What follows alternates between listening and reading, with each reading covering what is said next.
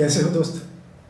मेरे पिछले वीडियो में जो कि शनि गोचर पर था, मैंने आपसे 12 लगन एसेंडेंट साइन के बारे में एक जनरल एनालिसिस शेयर किया था। अब ये उसी कड़ी के अंदर एक अगला वीडियो है जिसको पार्ट 2 बोल सकते हैं।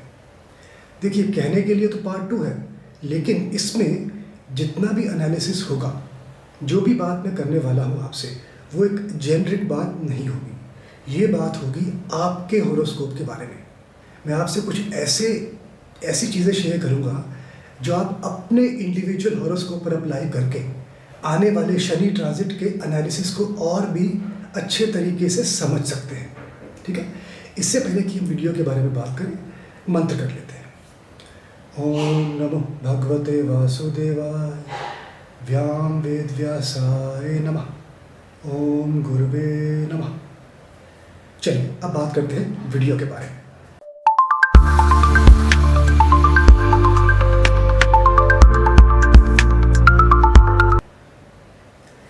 देखिए, इस पार्ट 2 के अंदर मैं आपसे बात करने वाला हूँ आपके अपने होरोस्कोप के बारे में। ठीक है, अब पिछले वीडियो के अंदर मैंने आपसे एक एना के बारे में बात की थी। इस वीडियो के अंदर, इससे पहले कि मैं टॉपिक पर आऊँ, ये बहुत ज़रूरी है कि उस टॉपिक की बात क्यों हो रही है, तो मैं आपसे आज अपनी लाइफ से जुड़ी एक कड़ी के बारे में बात करूँगा। अगर आपको सिर्फ एप्लीकेशन में इंटरेस्ट है, आपको इस कॉन्टेक्स्ट बिल्डिंग में इंटरेस्ट नहीं है, तो आप मेरे टाइम स्टेप यूज़ करके आप सीधा एप्लीकेशन पार्ट पर जा सकते हैं। लेकिन जो लोग ये समझना चाहते हैं कि ये क्यों बात हो रही है, जैसे कि मैं आपसे बोलता हूँ, पॉज कीजिए, चाय कॉफ़ी लीजिए, माहौल बनाइए और आ जाइए मेरे साथ। तो देखिए, ये बात है उस समय की जब मैंने अपनी CA क्वालिफाई की थी, बहुत पुरानी बात। तो उसके बाद मेरा विचार हुआ कि मुझे सिविल सर्विसेज की तैयारी करनी है, IAS के एग्ज़ाम्स की। तो मेरा एक फ्रेंड था CK, उसने भी CA क्वालिफाई किया था। तो हम दोनों ने, उसका भी विचार था सिविल सर्विसेज की तैयारी करने का। तो हम दोनों ने ही ये पता किया कि कौन सा इंस्टीट्यूट अच्छी कोचिंग देता है। तब मैं दिल्ली में था, तो हमने वाजीराम एंड रवि नाम का एक इंस्टीट्यूट है राजेंद्र नगर दिल्ली में, बहुत बढ़िया इंस्टीट्यूट। तो वहाँ पर हमने ज्वाइन कर ली सिविल सर्विसेज की कोचिंग। तो हम 3 लोगों की जर्नी, मैं, मेरी यामाहा बाइक और मेरा पिलियन राइडर मेरा फ्रेंड CK। तो ये हमारी जर्नी स्टार्ट हो गई। अब उससे पहले क्या था कि विचार कि ऐसा होता है ना कि आप कॉलेज से निकलते हैं, आपको अपने ऊपर एक बहुत एक अभिमान होता है कि हम यहाँ टॉपर्स हैं, ये टॉपर्स हैं, कॉलेज यूनिवर्सिटी। तो लेकिन जब आप अपने घर से बाहर निकल के दुनिया में जाते हैं ना, वो एक ऐसा इंस्टीट्यूट था जहाँ पर भारतवर्ष से हर बड़ी बड़ी सिटीज़, छोटी छोटी सिटीज़ से सब तरह के बच्चे पढ़ने के लिए आ रहे थे। और जब उनसे मुलाकात हुई तो ये फील हुआ कि दुनिया तो बहुत बड़ी है, इसमें टैलेंट की कोई कमी ही नहीं है। एक से एक ऐसा स्टूडेंट से मुलाकात हुई जो कमाल का टैलेंट था जिसके अंदर। तो हमारी जर्नी शुरू हुई, हमने प्रीलिम एग्ज़ाम दिया, हम दोनों का क्लियर हुआ। मेंस दिया, मेंस के लिए मुखर्जी नगर से कोचिंग भी साथ मिली इलेक्टिव सब्जेक्ट की, और रह गया, हम दोनों का मेंस रह गए। अब तब हमें पता चला कि ऐसा बच्चा था, एक ऐसा लड़का था जो पिछली बार ही एग्ज़ाम क्लियर कर चुका था, प्रीलिम्स भी, मेंस भी और इंटरव्यू भी, लेकिन वो इस बार फिर से अटेम्प्ट कर रहा था। तो हम तो उत्सुक हो गए कि ऐसा क्या रीज़न है। हमने उससे फटाफट से बात की, तो उसने बताया कि देखो भाई, मेरा ना पिछली बार क्लियर तो हो गया था, लेकिन मेरा टॉप 100 में रैंक नहीं आया।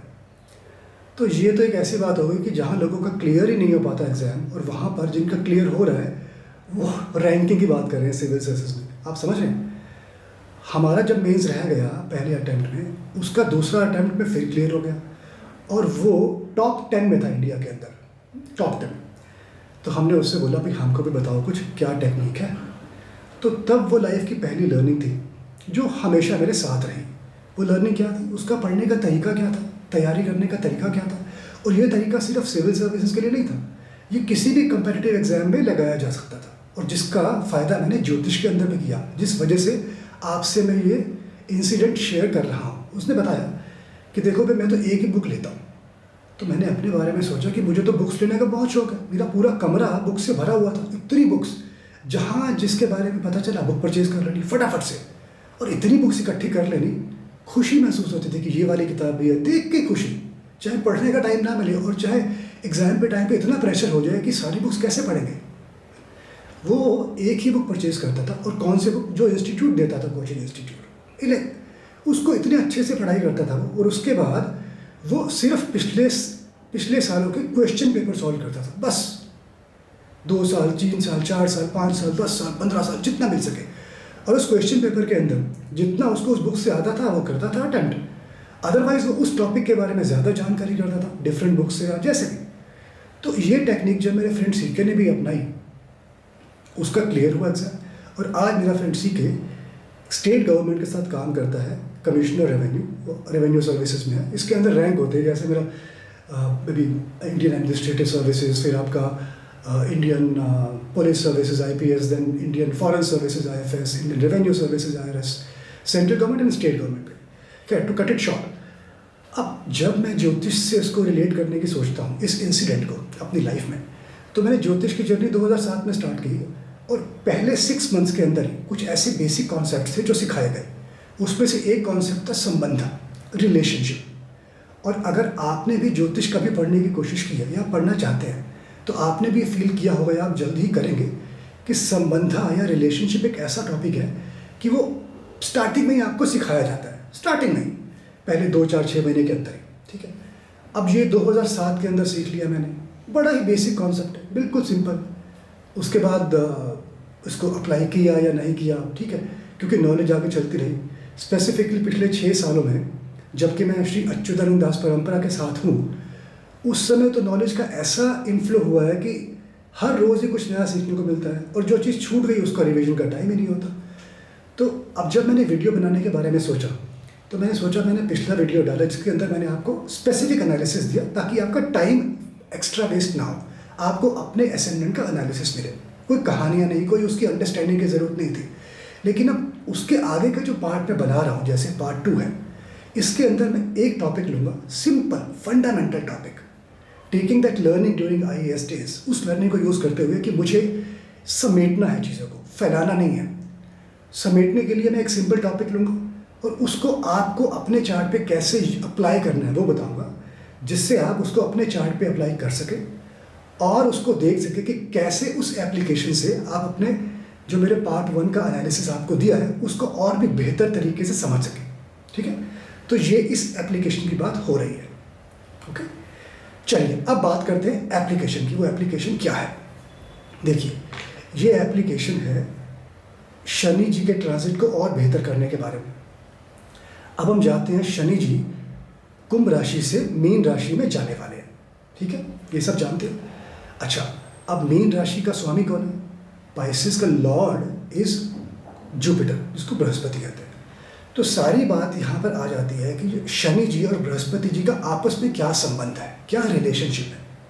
अगर अब आप इसको ऐसा समझिए, जैसे आप एक शहर में रहते हैं, मान लीजिए आप बरेली में रहते हैं, बरेली से आपको गाज़ियाबाद जाना है यूपी के अंदर।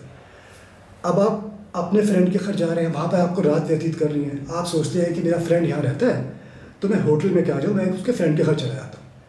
अब आप उसके घर जाते हैं, आपको कैसा महसूस होता है? यदि तो आपके फ्रेंड के साथ बहुत अच्छी रिलेशनशिप है, तो आपको बहुत अच्छा लगेगा। वहाँ पर आपको जाके लगता है कि आपका सम्मान नहीं किया गया, या आपको अच्छे से नहीं ट्रीट किया गया, आपको अच्छा फील नहीं होगा, आगे से आप नहीं जाना पसंद करेंगे। या ऐसा हो सकता है कुछ चीज़ों में आपको अच्छा लगता है, कुछ चीज़ों में आपको ओके लगता है, न्यूट्रल बैलेंस। तो आप सोचेंगे चलो यार, कभी ज़रूरत पड़ी तो आ जाऊँगा, नहीं तो इतना कुछ मज़ा नहीं आ रहा। तो 3 तरह के संबंध हो गए। आपको बहुत अच्छा लगा, आपको बिल्कुल भी अच्छा नहीं लगा, आपको ओके लगा। ज्योतिष लैंग्वेज में इसको बोलते हैं friend, enemy, neutral. Normal language के अंदर यही बात है, बट जो भी ज्योतिष लैंग्वेज के अंदर आपको बता दिया, मित्र, शत्रु और न्यूट्रल हो गया आपका समभाव, समसंबंध। तो जब शनि जी जुपिटर जी के घर में जा रहे हैं, वो कैसा महसूस करते हैं उस घर में, ठीक है। अब तक आपने बहुत सारी जगह पर सुना होगा या पढ़ा होगा कि वो न्यूट्रल, सम महसूस करते हैं, ठीक है, जानते हैं आप। अब क्वेश्चन ये है कि सम क्यों महसूस करते हैं। एक बार आप ये जान जाएंगे तो आपको रटना नहीं पड़ेगा, आपको खुद से ही ये निकालना आ जाएगा कि सम क्यों महसूस करते हैं। वो फ्रेंडली या मित्र भाव क्यों महसूस नहीं करते, या शत्रुता महसूस क्यों नहीं करते, है ना। वो ऐसा सम महसूस क्यों करते हैं। तो इसको जानने के लिए बहुत आसान तरीका है, ठीक है। ज्योतिष के अंदर हम इसको बोलते हैं नेचुरल रिलेशनशिप, नैसर्गिक संबंध। और ये निकालने के लिए एक फॉर्मूला है, ठीक है। थोड़ा सा मैथमेटिक्स यूज होगा इसके अंदर। आपको अगर मैथमेटिक्स में इंटरेस्ट नहीं है तो आपके लिए मैं इसको ईजी भी कर दूंगा अभी। अब उसमें क्या है निकालने का तरीका, देखिए शनि जी की जो मूल त्रिकोण राशि है वो कौन सी है। अब शनि जी 2 राशियों के स्वामी हैं। ज़ोडिएक के अंदर 12 राशियाँ हैं, मेष से लेके मीन तक। शनि जी इसमें मकर, जिसको पराशर जी नक्र बोलते हैं, मकर या नक्र राशि के स्वामी हैं और कुंभ राशि के स्वामी हैं। अब उसमें से जो नक्र या मकर राशि है वो इनकी स्व राशि है, अपना घर है, ओन हाउस है। और जो कुंभ राशि है एक्वेरियस, वो इनका मूल त्रिकोण घर है। मूल त्रिकोण का मतलब हो गया ऑफिस, जिसको बोलते हैं जहाँ से काम करते हैं। ये बहुत इंपॉर्टेंट है प्रोफेशन के लिए। स्पेसिफिकली अगर आप अपने वर्क से रिलेटेड काम, वर्क से रिलेटेड एनालिसिस को और भी फाइन ट्यून करना चाहते हैं, क्योंकि शनि जी एक्वेरियस से मूव कर रहे हैं, कुंभ राशि से मूव कर रहे हैं, जो वर्क को रिप्रेजेंट करती है मूल त्रिकोण को, ये बहुत इंपॉर्टेंट है।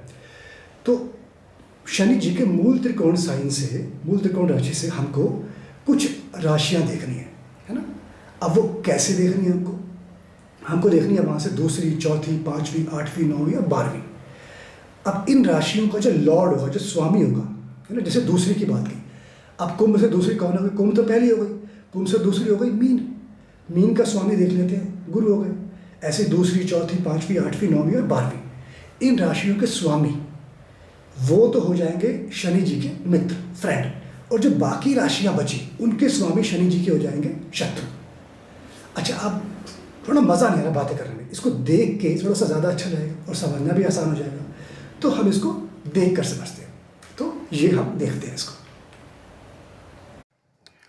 तो दोस्तों देखिए, इससे हम जानेंगे नैसर्गिक संबंध के बारे में, जो कि नेचुरल लेवल पर शनि जी जुपिटर जी को कैसा समझते हैं। शनि जी जुपिटर जी को कैसा समझते हैं, ठीक है, ये ध्यान रखने वाली बात है। ओके, तो अगर आप देखिए, ये है फ्रॉम मूल त्रिकोण sign of Saturn that is Aquarius. Shani ji के मूल त्रिकोण साइन से शुरू करना है, जो कि कुंभ है, ठीक है। Lords of the following signs of friends. So Kumbh से शुरू करते हुए हम देखेंगे कौन कौन से lords friends. Second sign from Kumbh sign, second is कौन सा हो गया? कुंभ अगर पहला है तो सेकंड, कुंभ के बाद क्या आता है? मीन। सेकंड हो गया मीन, पाइसिस, उसका स्वामी जुपिटर। ओके, उसके बाद फोर्थ साइन, कुंभ से फोर्थ कौन सा हो गया? कुंभ पहला, मीन दूसरा, मेष तीसरा, वृषभ चौथा विच इज टॉरस, उसका स्वामी वीनस। कुंभ से 9वां साइन कौन सा हो गया? 11, कुंभ 11वां साइन है ना, 11, 12, 1, 2, 3, 4, 5, 6, 7, 7वां साइन जो है कुंभ से 9वां साइन है विच इज लीब्रा, तुला, उसका स्वामी वीनस। ऐसे ही कुंभ से 5वां साइन जेमिनाई है, उसका स्वामी मर्क्यूरी। कुंभ से 8वां साइन वर्गो, कन्या राशि, कुमारी राशि, उसका स्वामी बुध। कुंभ से 12वां साइन नक्र या मकर, उसका स्वामी शनि जी। तो ये जो स्वामी हैं आपने भी देखा, ये सारे हमारे हो गए friend, right from Jupiter till Shani ji. अब शनि जी को तो हम ये देख रहे हैं कि शनि जी से कौन कौन से फ्रेंड है, तो शनि जी को तो हम डिसरिगार्ड कर सकते हैं। हम देखेंगे कि जुपिटर जी से लेके जुपिटर, वीनस और मर्क्यूरी, 3 जो हो गए शनि जी के फ्रेंड्स हो गए। अब हम चलते हैं आगे। Lord of the following signs are enemies. कहाँ से? दोबारा से कुंभ से, क्योंकि कुंभ जो है शनि जी का मूल त्रिकोण साइन है। तो जो 11वां साइन है कुंभ से वो है सेजिटेरियस, धनु, उनके स्वामी जुपिटर जी, वो शत्रु हो गए। 7वां साइन कुंभ से लियो साइन है, उनके स्वामी सूर्य, शत्रु हो गए। तीसरा साइन कुंभ से एरीज, उनके स्वामी मार्स, शत्रु हो गए। छठा साइन कुंभ से कैंसर, कर्क, उनके स्वामी मून भी शत्रु हो गए।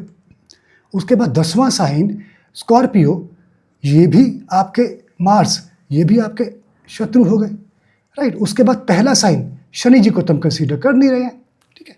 अब आप देखिए, ये सारे हमारे हो गए शत्रु। सूर्य जी को कंसीडर नहीं कर सकते हम। मंगल, चंद्र, मंगल हमने बता दिया, ये सारे शत्रु हैं। और Venus and Mercury are friends.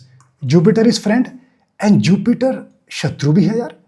तो जुपिटर फ्रेंड भी है और जुपिटर शत्रु भी है।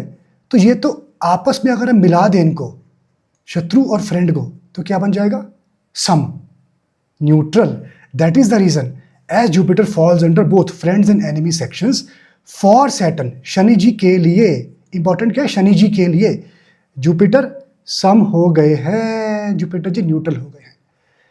अब आप जानते हैं क्यों शनि जी जुपिटर जी को न्यूट्रल समझते हैं, और यही चीज़ आप सेम टेबल अगर आप जुपिटर जी की बनाते हैं, है ना, सेम टेबल आप जुपिटर जी के मूल त्रिकोण साइन से चलेंगे और उससे आप जान पाएंगे कि जुपिटर जी भी शनि जी को अपना सम समझते हैं।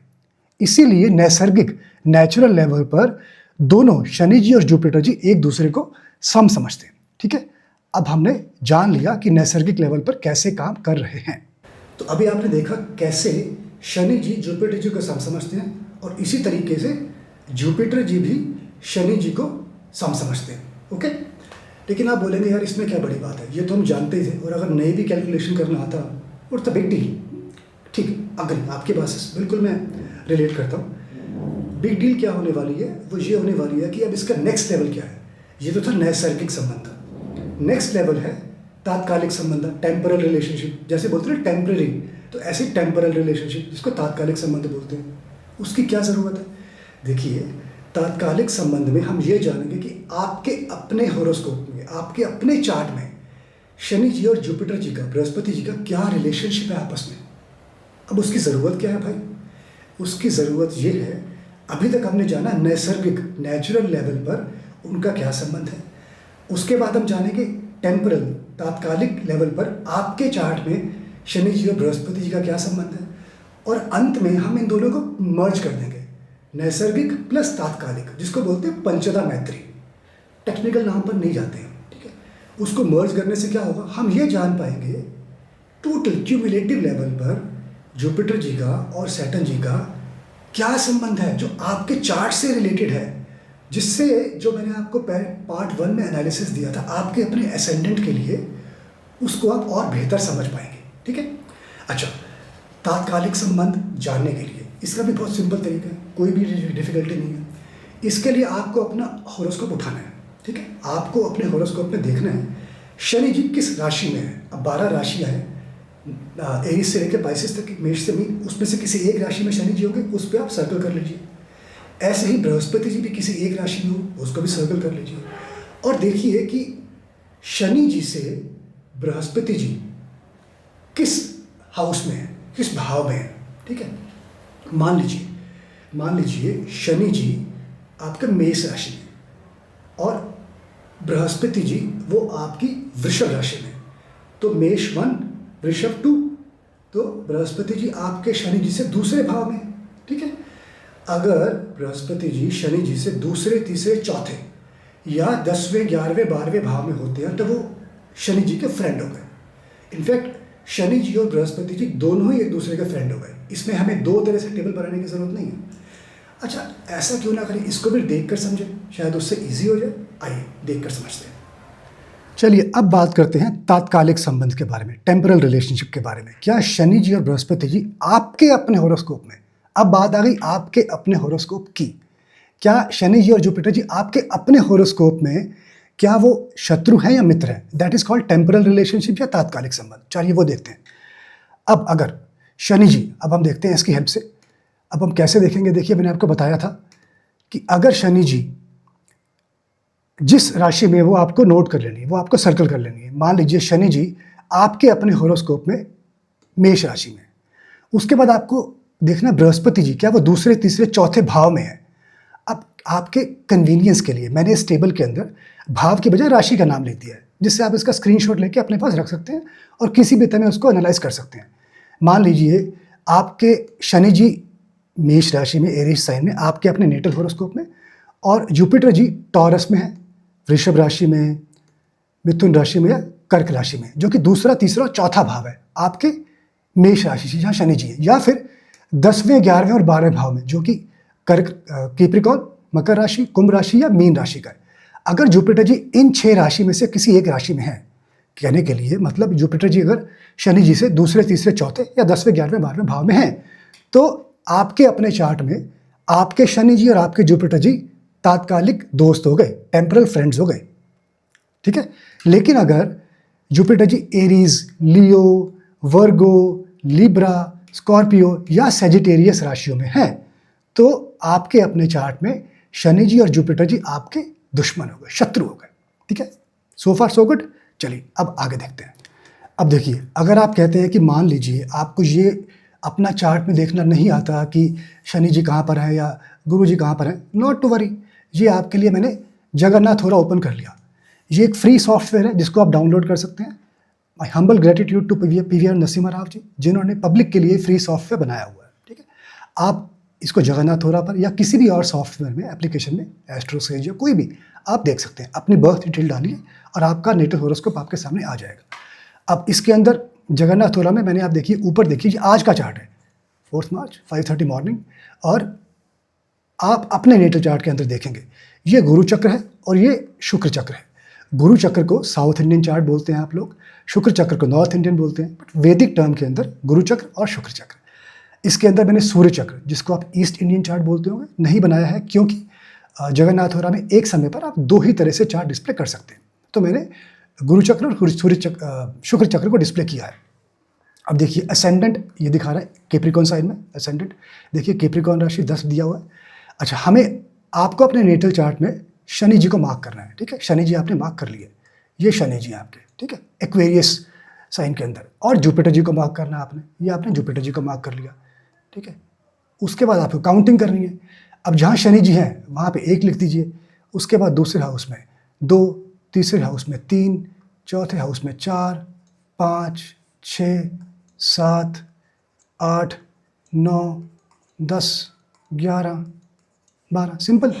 और शुक्र चक्र के अंदर शनि जी जहाँ पर हैं वहाँ पर 1, 2, इसमें काउंटिंग देखिए कैसे होती है एंटी क्लॉकवाइज, 4, 5, 6, 7, 8, 9, 10, 11, 12। अब तात्कालिक संबंध, टेम्परल रिलेशन के लिए जैसे मैंने आपको बताया है, अगर जुपिटर जी शनि जी से दूसरे, तीसरे या चौथे घर में हैं, दूसरे, तीसरे या चौथे घर में,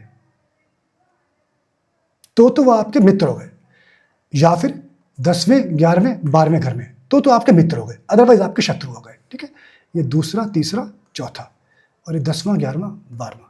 अब इस होरोस्कोप में ये देखिए 4 लिखा है, जुपिटर जी शनि जी से चौथे घर में है, तो हम कह सकते हैं इस नेटल चार्ट में शनि जी और जुपिटर जी आपस में शत्रु नहीं है, मित्र हैं, आपस में फ्रेंड्स हैं। इसी तरह से आप अपने नेटल चार्ट में ये एनालिसिस कीजिए और देखिए कि क्या आपके नेटल हॉरोस्कोप में शनि जी और जुपिटर जी पारस्परिक टेम्परल लेवल पे मित्रता है उसमें या मित्रता नहीं है। ठीक है, देखिए अभी हमने जगन्नाथ होरा में देखा जो आज का चार्ट है कि उसके अंदर जो शनि जी थे वो एक्वेरियस कुंभ राशि में थे।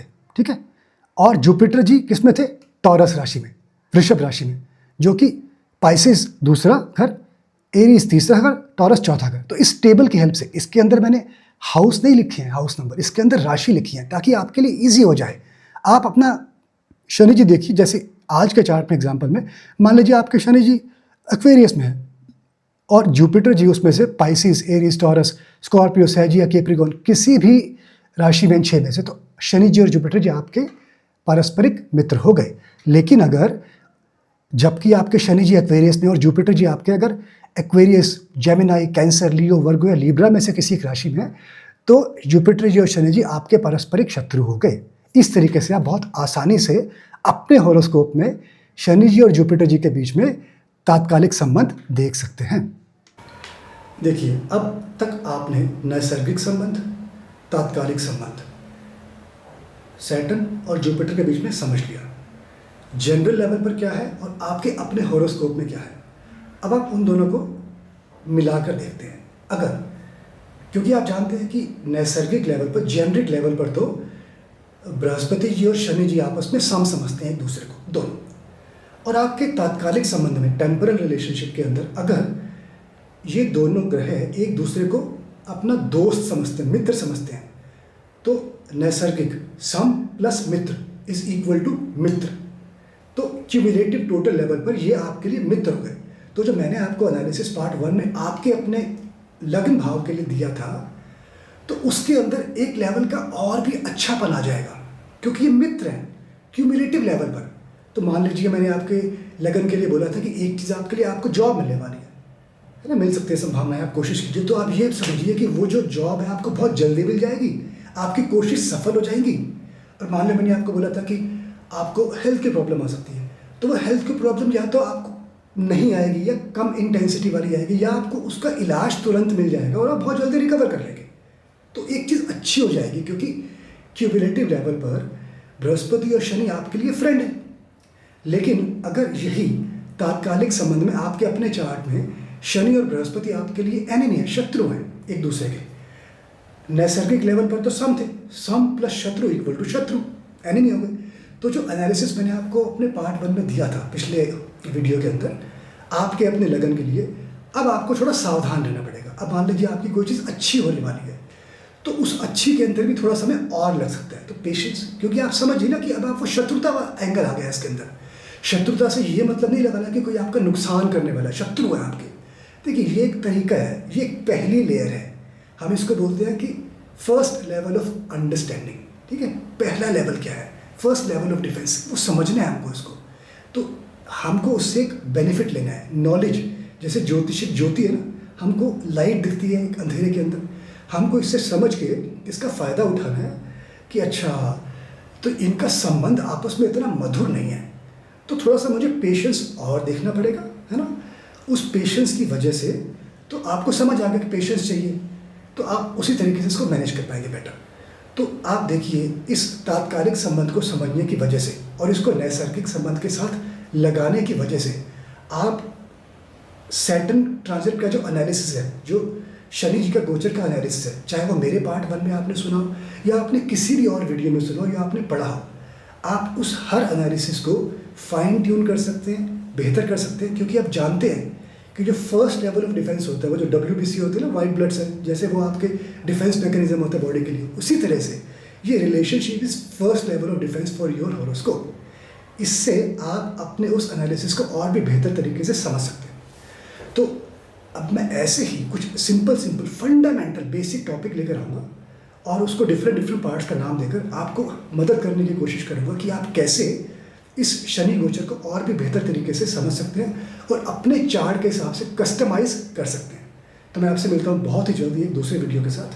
तब तक के लिए ओम नमः शिवाय।